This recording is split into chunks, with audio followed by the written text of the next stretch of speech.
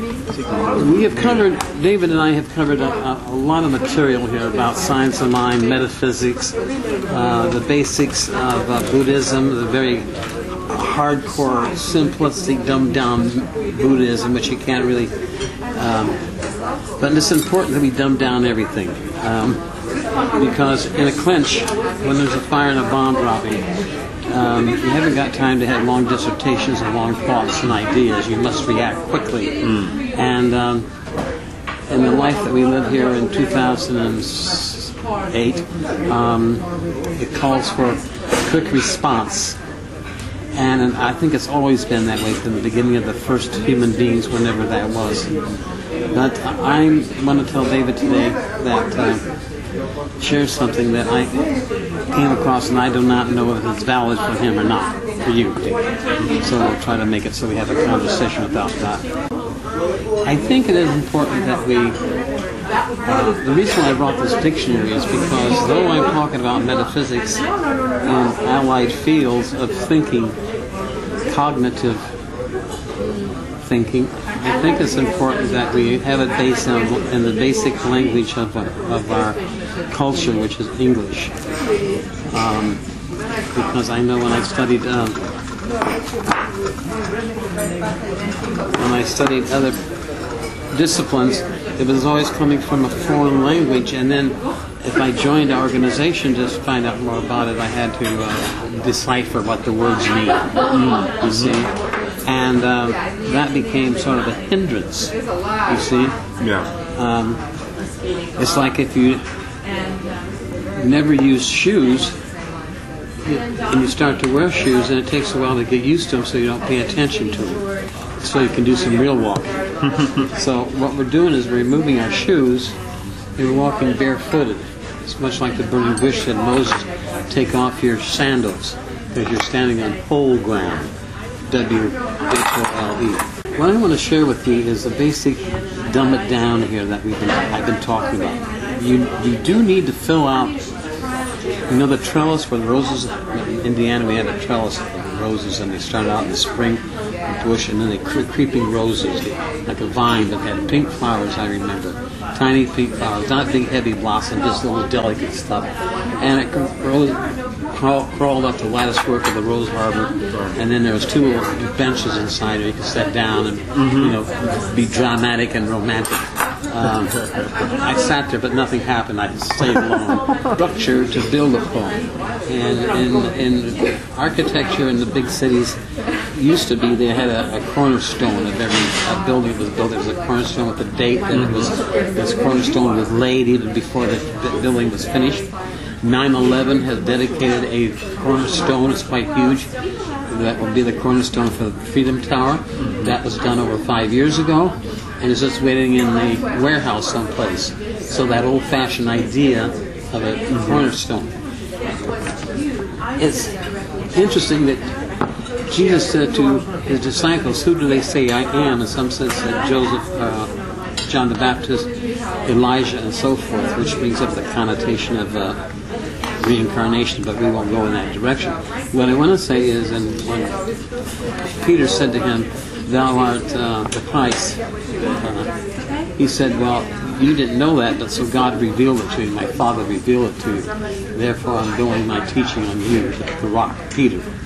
This means a small pebble, but it's a rock.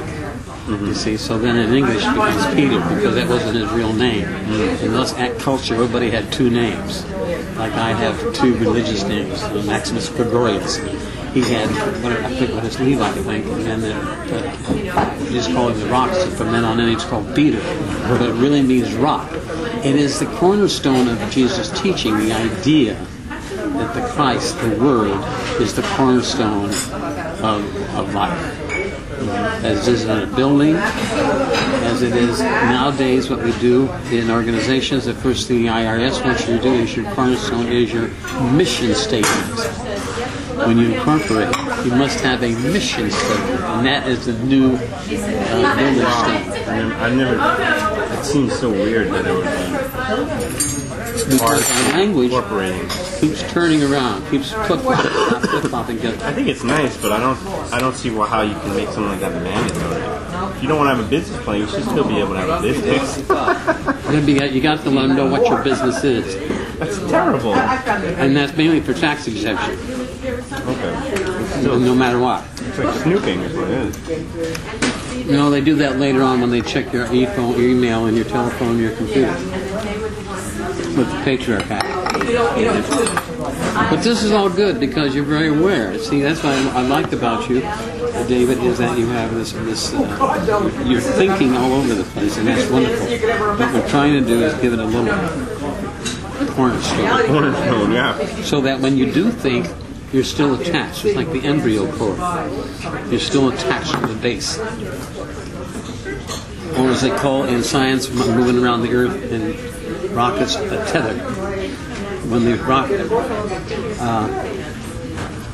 astronauts go out on the outside the capsule to repair that, they are tethered. The little umbilical cord. Psychologically, we're all tethered to our mothers, even if they've been dead for years, like mine. We're still tethered to her. When she conditioned us, for good or for bad. That's all Cornerstone stuff. Having said that now, I want to look at that building stone, that cornerstone, or that tether that we're attached to. And there's certain basic ideas, and they're very simple. Let me run through these. Now, again, I'm repeating a lot of stuff that you already know, but it's important because now I'm just for today's lesson, I'm encapsulating what we're doing in a very dumbed down way. Excellent. Doesn't mean stupid. This means retro. We're going back to the building block. And this is what you need to know in case of an emergency. If the building begins to collapse, this is what you got to do in a nanosecond. Nanosecond. Right. So, all religions, except for metaphysics, which is not really a religion, but it's to ask the question, what is behind this, what's behind that? So what's behind ice? Well, behind ice is water, you see. What's behind steam is water. Then again, you want to know what water is, or where does water come from, because there's always the first cause and then the domino thing. Find out what that first domino is, which is always the cause. It has to be first cause. And so we're going to do that. We're going to find out what is this thing that most people are calling God. Most people have a God that they rejected because they have a God that is a snoop, that is a judge, that is mean and nasty, that plays favoritism. Sounds like a politician, right? But that's the God that most people have, and then most people are rejecting this God, so then they can't see this God because they can't use the five senses to see this God that they don't like, and they're mad because it's punished them. They have guilt, so they dump it. They dump the idea. If I get rid of the idea, it doesn't exist. It's like merchants now, because of the influences of secularism, want to dump the idea of Christmas. So first you have to change the word. It's called holiday. Yeah, holidays. You dare not use the word Christmas because that's too Christian. Now, Xmas went out long. The place with the letter X. You look up the letter X now. X can be used for anything. It seems almost like a negative way of portraying it. I haven't looked it up here, but I'm going to say this. I mean, X is... Okay, yeah, go ahead. Sure. You spell Francis X Xavier. X is always a surprise, but it also comes from the Greek X. I mean, let's look it up here, just for the hell of it, since Blame me. Yeah, blame me.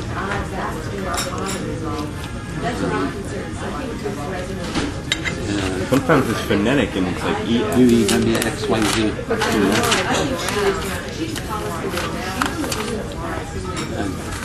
Now, to me, you can have religion based upon the dictionary words, a thick one like this, or you can have religion as taught by some soothsayer or a founder. Whether it's Jesus Christ, however he saw himself, or his followers see him, or whether it's Buddhism.